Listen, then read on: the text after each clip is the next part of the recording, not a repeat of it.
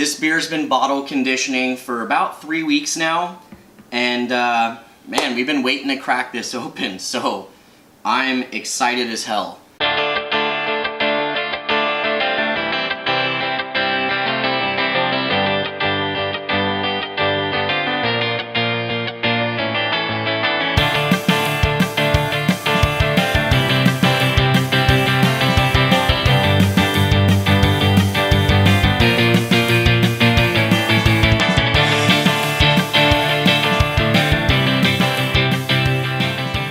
What's going on, beer lovers? Welcome to another episode. I'm Jeff. And I'm John. And it's been quite a while since I've done a homebrew instructional video. I bought an all grain system and have only used it once. Today, John and I are going to be brewing a smoked porter with cocoa nibs and bourbon soaked wood chips. So we're going to take you along for the ride, but first, let's take a look at some of the ingredients. Alright guys, so to start us off, we have a shitload of 2-row malt. I believe it's about 16 pounds to be exact, 16 to 18. This is going to be a high gravity beer. We also have a combination of crystal malt, black malt, chocolate malt, flaked barley, and roasted barley malts. Now the hops that we're going to be using during boiling phase is going to be Chinook and Willamette. We've got some Irish moss just for some clarity. And then we have White Labs WLP001. This is the California ale yeast. Then these are toasted wood chips. I'm going to toss this in a container and let them soak in some either bourbon or I'm actually thinking maybe some whiskey for a couple weeks, and they'll go into secondary with the cocoa nibs. That's going to enhance the flavor out of this beer big time. Alright, so now that we've gone over the ingredients, I'm bringing my strike water up to 175 degrees, and then I'll start my mash. Till then, let's have some beer. Let's have some beer. Alright guys, so what you see here is John is actually stirring the mash we just mashed in. You got a lot of grains in there, a lot of water. It is filled to the brim, but it smells incredible. John, what does it smell like to you? It smells like smoky barbecue. Yeah, this is going to be a nice smoked porter. Super stoked. Basically, he's just, right now, John is just stirring the mash. And the reason why is because you don't want any clumps in there. You want it nice and even, and you want to make sure that the grains are spread pretty evenly with the water. So we just soak up as much of those sugars as possible. So we're going to do this for a couple more minutes. We're going to put the top on, and we're going to let it sit for about an hour. Alright guys, we are now mashed in. I just checked the temperature. It's at 158. The goal is around 154 to 156. I know as soon as I put the top on, it'll probably cool down a little bit, so I'm okay with that temperature. But now we just set our timers for an hour. Once we get close to approaching the hour, I'm going to get my sparge water started. Now, sparge water is going to be used after I filter all this out into the brew kettle. That sparge water is going to pull out the last bit of sugars in those grains, make sure we get all the good stuff, and we get all the use of those grains that we use today. So, check back in with you in about an hour. Alright, so I know you guys heard me talk about soaking wood chips in bourbon. Well, I don't have any bourbon, but I do have my favorite whiskey, which is Jameson. This is a select reserve, and it's a black barrel edition. So I feel like this is actually probably going to go a little bit better. And honestly, I didn't need to have bourbon. It wasn't like a deal breaker. So we're going to try it with this. Now, I'm going to soak these wood chips inside this little container. This might look familiar. This is usually what malt extract is sitting in whenever I buy my home brews. We're going to use it to soak these wood chips in. Now, this is not going to go into the wort. This is going to go into the beer in about 2 weeks, but we want that whiskey soaking in these wood chips for as long as possible. We want to pull that flavor out. So we're going to start today. Might as well while we're waiting for our mash. And yeah, I'm sure you guys will see that portion later on in the video. Alright guys, we're done with the mash. It's time to start emptying this into the brew kettle, but first we want to make sure that this is all running clear. We don't want any grains, or at least as little as possible, in our brew kettle when we start our boil. So first I'm going to clear it out. Okay guys, this angle isn't super pretty, but basically what I'm going to do is I'm going to lightly turn on the valve. It's located just barely up here. You're barely missing the height of it. I'm just going to turn on very lightly. We're going to empty it into this container, the wort, and chances are it's going to start with some grains, but we're going to create a grain bed. Now whatever's in here, while there's still grains in it, we're going to empty it back into the container, into the mash tun, and we're going to continue to run it until it's running as clear as possible. Now, this is a darker beer, so I don't know how this is going to turn out. I'm going to do the best I can, and in the meantime, you guys can just watch, and as soon as I get this going, I'll let you know. Well guys, as you can see, I have the mash tun draining the wort into the brew kettle now. The reason why is because I filtered it out quite a bit, and if you're looking at that, you can just see there's, like, I would say, well, almost no particulates in there. It's pretty well filtered out. I had to do this about 6 or 7 times, but it's looking fantastic. Look at that dark color. This is going to be an amazing beer. I'm super excited. This is a long process. The reason why is because you barely turn on the nozzle on the mash tun.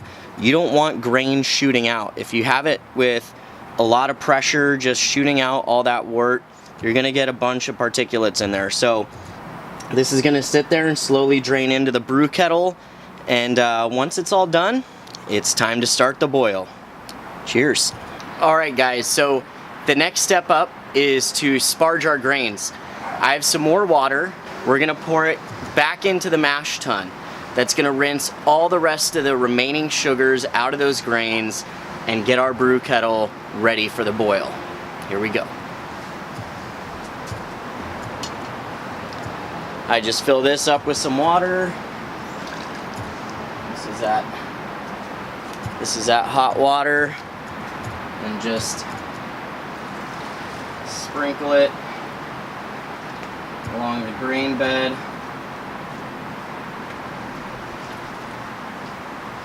You want to make sure that you're pouring that water around the grain bed equally, and the reason why is because you don't want to miss any of those other grains. So the more even it is, the more sugars you're going to extract.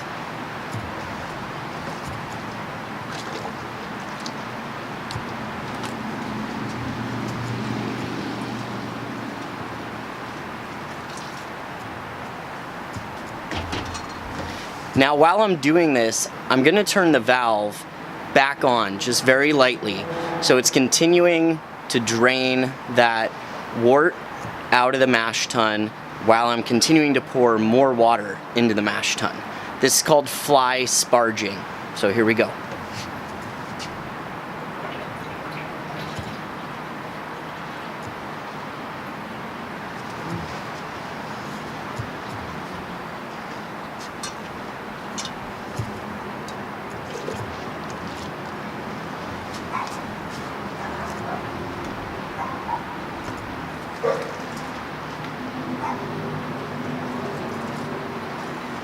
Now, as we're sparging, we also have to keep an eye on how full our brew kettle is.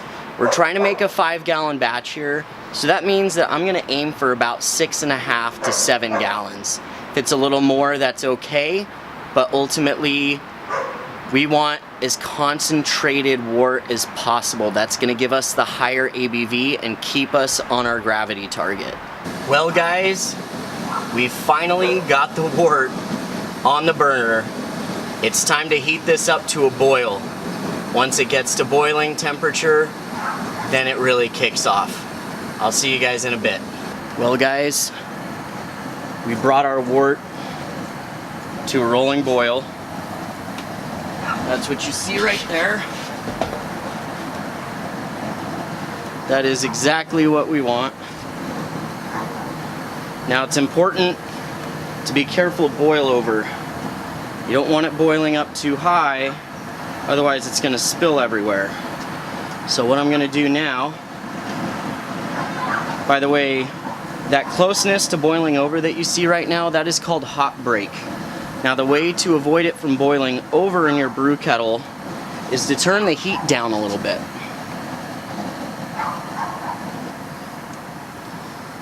So I'm going to turn it down just a little bit, and you'll see that it kind of mellows out a little bit. Once it's mellowed out, I can turn it right back up.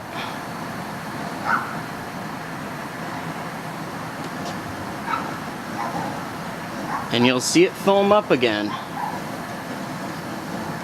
Now this is okay. You might have to do this 2 or 3 times before you get a steady rolling boil without any boil over.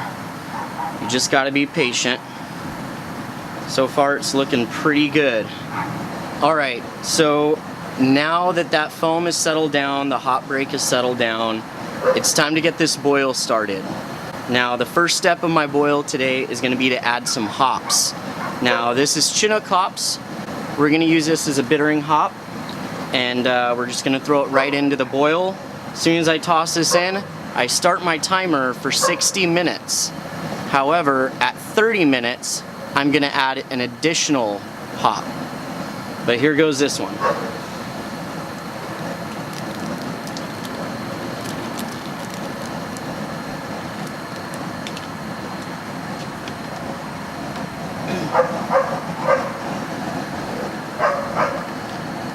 Now tell me that doesn't look beautiful. Alright, time to set that timer for 60 minutes. Alright guys, well, it's much darker than it was earlier. That's a problem with not having control over the sun, but we're almost finished with our boil. We only have about 15 minutes left. What I'm doing now is I'm going to be adding some Irish moss. This ingredient basically helps clear out your beer. It gives it a nice clear color to it. And then the next part is very important. I'm adding a wort chiller to the boil, and this is going to help sanitize it. Because once we're all done with the boil, we're going to use this wort chiller to cool down our beer. And without this thing, it'd be a real pain in the ass to cool it down. So luckily we only got about 15 minutes left, so I'll see you guys right as the boil out finishes. Well guys, we're down to our last couple minutes here. I'm going to go ahead and add my finishing hops. This is Willamette hops. And after this, we turn off the burner, and it's time to cool this bad boy down. Well guys, the boil is finally done. So now what we're doing is we are running the wort chiller from my sink with cold water into the brew kettle with the wort, and then it's filtering out all that hot water right back into the sink. This is going to cool the wort down way faster than just sticking it around some ice. The goal is to get it down to about 80 degrees. Once that time comes, we can put it into our fermenter and pitch our yeast, and then we're done. Now, while I'm waiting for this to chill down, it's very important that everything that wort touches from this point on is very well sanitized. So I'm going to sanitize my fermentation bucket and all the equipment that I'm going to be using up until it's time to drink the beer, basically. So, we finally cooled the wort down to 80 degrees. The next step is to pour it into the newly sanitized fermenter. Now, you might see a bit of foam in there. That's okay, that's the sanitizer. It's not going to harm the beer at all. It's just making sure that everything's nice and clean. Now, this is a big boy. I'm going to try my best not to splash everywhere, but it's going to be hard. Now our goal is to get it up to 5 gallons. I actually think I got just barely over 5, which I am more than okay with. That just means more beer. Oh yeah. Boom. Alright. So, I don't know if you guys can see the marker in this shot. but this is right around 5 gallons. It's just maybe a finger lengths above it, which means I'm going to get a little extra beer out of this. And like I said, I'm not mad about that. Now the next step is we're going to aerate this wort. We want some oxygen to get into it. That's going to help with the aroma. But as soon as that yeast is pitched, you don't want any oxygen getting to this beer. So let's get started.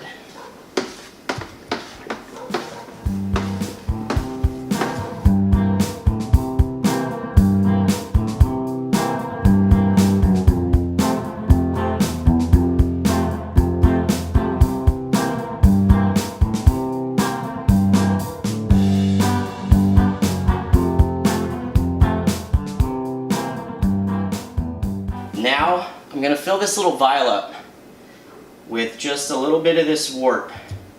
So as you can see here, I took a sample of the wort. Now the reason why I did this is we're going to use this hydrometer here to measure the starting gravity of the wort. The reason why we do that is after the wort has become beer and it's done fermenting, we're going to measure the gravity again. Once we put those two numbers together, it's going to give us our ABV. So let's go ahead and check and see what our gravity is. First off, check out that fantastic color. It is dark, it is roasty, it's got a fantastic little khaki head to it. I am super stoked on this beer. I don't know if you guys can tell yet. Anyways, let's measure this out, shall we? So I finally measured the gravity of this wort with the hydrometer, and it's stopping at about 1.086. That is awesome. That is right around where I wanted it. This is going to be a high gravity beer. I can feel the wort sticking on my fingers. It's almost like super glue. You know the sugars are strong in here, and that yeast is going to eat it all up. Speaking of yeast, I think it's time to pitch. So as I mentioned earlier, sanitizing is super important. I sanitize these scissors and the opening or the top part of my yeast. So right now, this is just wort. There's no beer in there. You can't get drunk off this. But as soon as I pour the yeast in there, it's gonna do its work and turn this into beer. Let's go.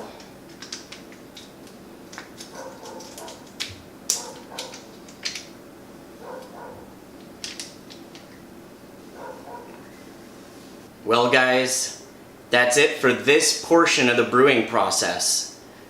All the wort is in the fermenter, the yeast is pitched, we've got our airlock on.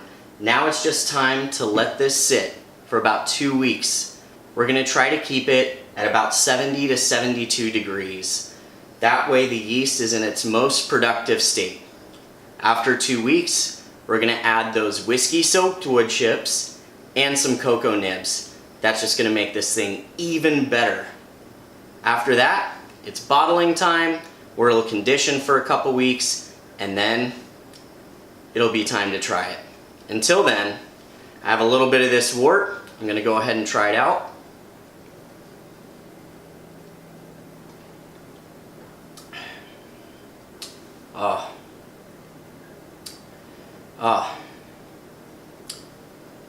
It's smoky. It's roasty, you really get it on the back end, and then it's just really, really sweet. Some of that sweetness is gonna mellow out probably during this fermentation process, but I'm okay with that.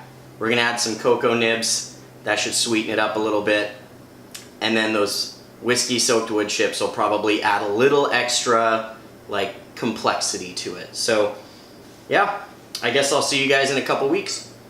So it's only been about 10 days since brew day, but I decided to move my beer into the secondary fermenter a little early. The reason why is because this little airlock on top is usually a symbol of your beer fermenting. Now it went crazy the first couple days, but I would say in the last 4 or 5 days, you really don't see many bubbles going up on that thing. So as a result, it's telling me that fermentation's just about done. You know, I'm not really risking too much moving it into the secondary, and I want to allow my beer to soak in those whiskey wood chips and the cocoa nibs as long as possible. Speaking of which, I got a pound of cocoa nibs here, and then I also have those whiskey chips. You know, funny thing is I've been brewing for about a year now, but anytime you try something new, you're kind of bound to make mistakes. Well, my mistake during this brew process is I literally added about a pound of wood chips in here with the whiskey. Now, apparently, there's no way I should be adding all these wood chips into my beer. A 5-gallon batch, this thing would overpower the hell out of it. So instead of using the whole thing, I'm just gonna use about 4 ounces. I'm gonna judge it basically by like handfuls. So I'm thinking about 1 to 1.5 handfuls should be decent enough. Now, I can always try it before bottling if I want a little bit more oak flavor. I still have plenty of wood chips in here that I can add. But for now, I'm gonna put these two things into my secondary fermenter, which is sanitizing below me right now.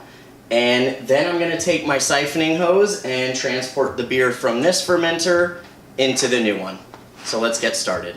Alright guys, so this is my secondary fermenter. All those little dark brown things that you see in there are the cocoa nibs. And you may be wondering what that little sack is. That is actually the wood chips that were soaked in whiskey, just in a muslin bag that was sanitized. I didn't want any of the wood to actually like break off when I have to siphon this out into bottles. Figured this was a better way to suck out all the goodness from those wood chips without getting any, you know, wood splinters or anything. I don't know if that would actually happen, but you know, better safe than sorry when you're brewing. It's time to move our beer from the primary fermenter into the secondary fermenter. So this is a sterilized hose. I'm just dropping it right into our secondary. And what you see here, this is actually called a siphon. And what it does is it actually starts siphoning the beer into the secondary. And instead of having to do any fancy tricks or sucking on the hose and risking, you know, contamination, I can just do a little 1-2 pump.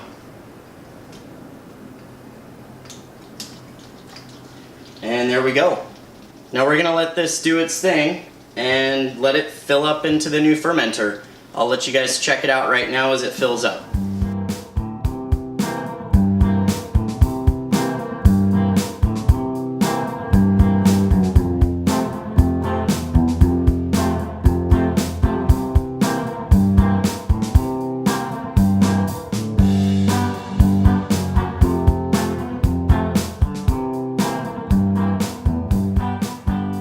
So one thing I forgot to cover while I was moving my beer into the secondary is I wanted to do another hydrometer reading.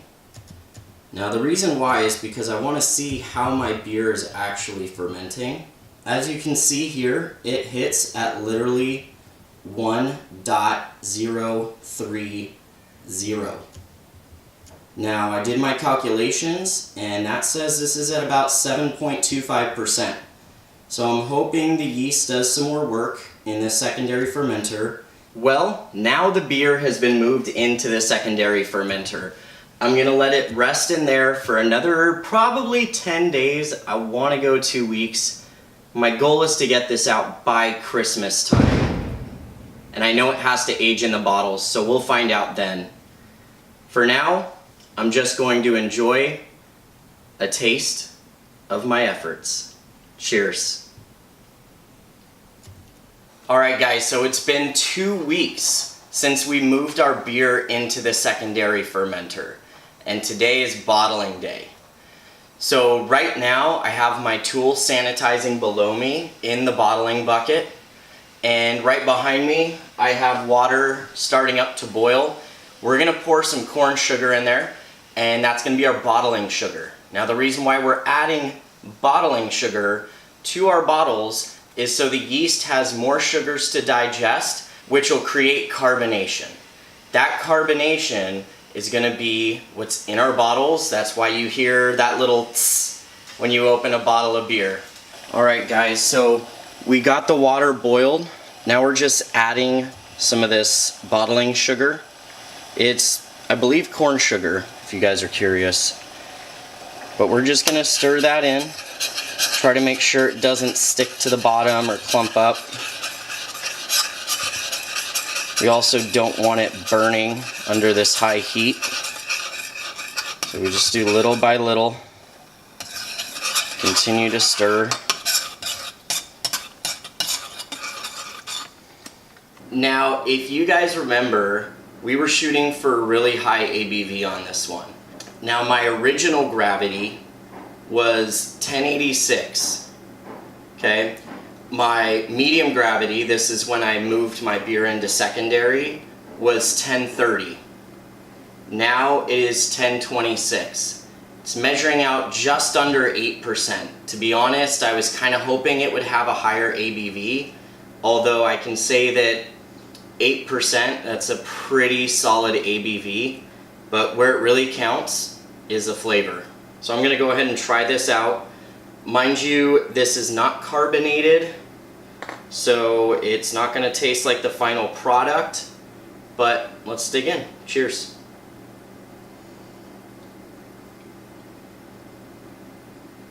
You get a lot of oak, you get a lot of smoke, and you get a little bit of whiskey. The cocoa nibs, to be honest with you, are pretty subtle. But you know what? These are going to sit in the bottles for a little while. So let's hope that maybe down the road, those cocoa characteristics are going to come out of this. Regardless, this is a really tasty beer. I'm quite happy with it.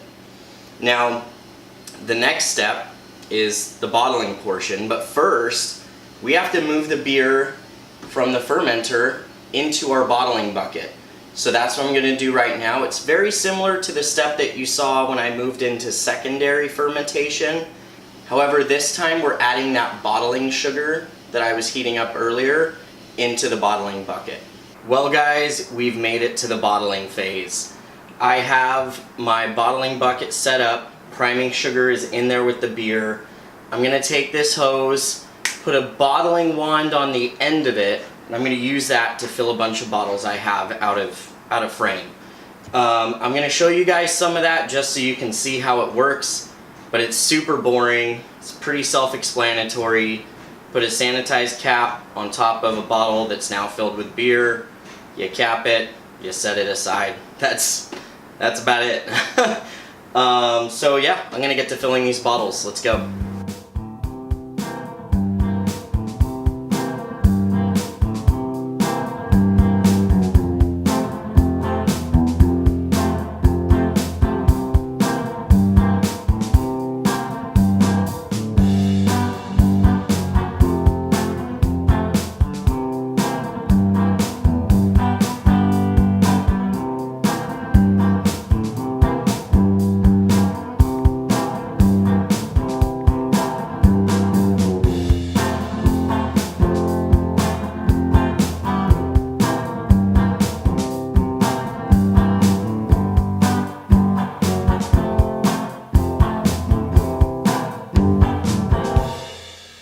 Well guys, we did it.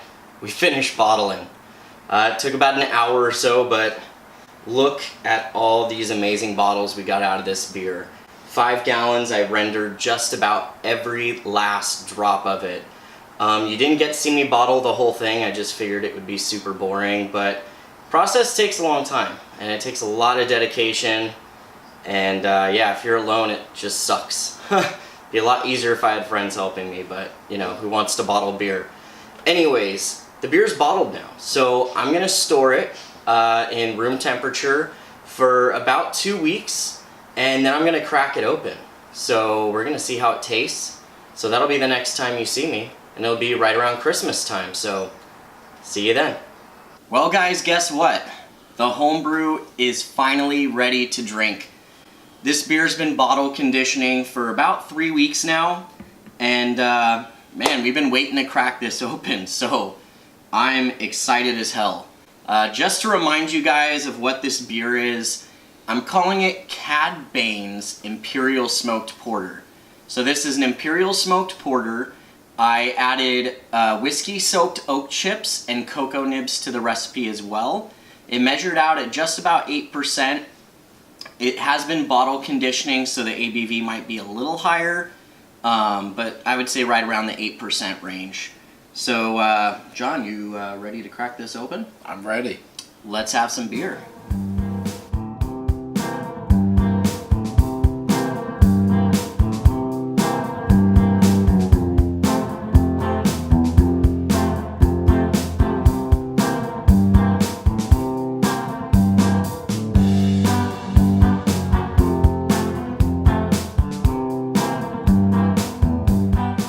Alright guys, so the beer is poured. Let's go ahead and go in for the nose. Cheers.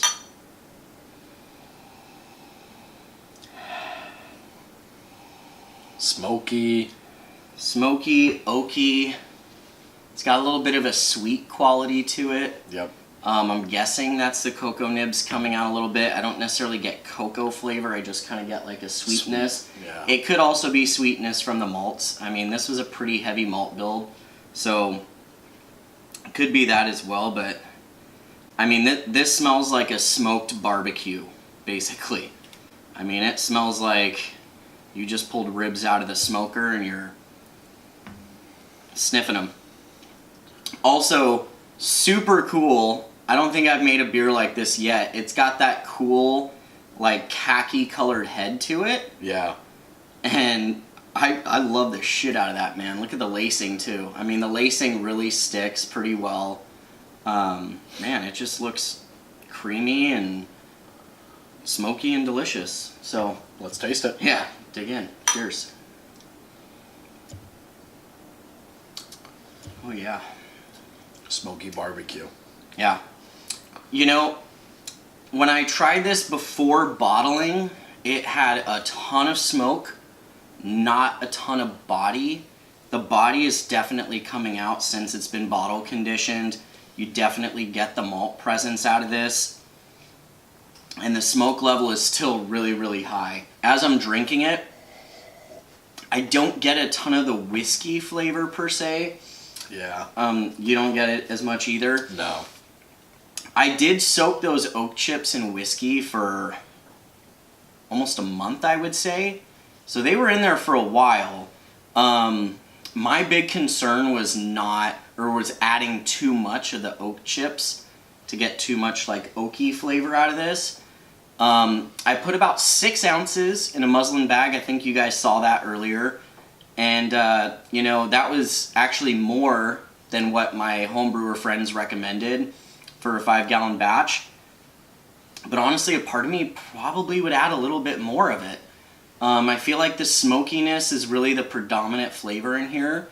And the oak character, the whiskey character, and the chocolate character are kind of taking a back seat.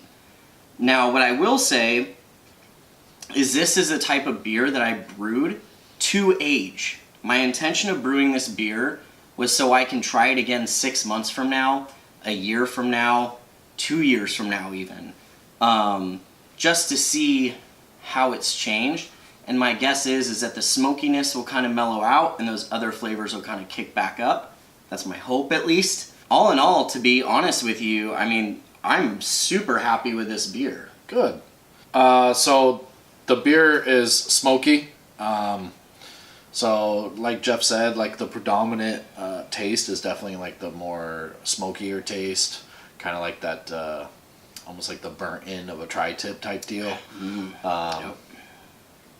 So, but it is the predominant flavor. He added in the whiskey and even the cocoa nibs, but there is a sweet smell to it, but not as much of a sweet taste to it. But it's good. I mean, it's a delicious porter. Like Jeff said, it'd be awesome to see what it's going to be after some aging. I think I agree with him that the smokiness is going to actually mellow out with some time. So yeah, I look forward to seeing what this turns into.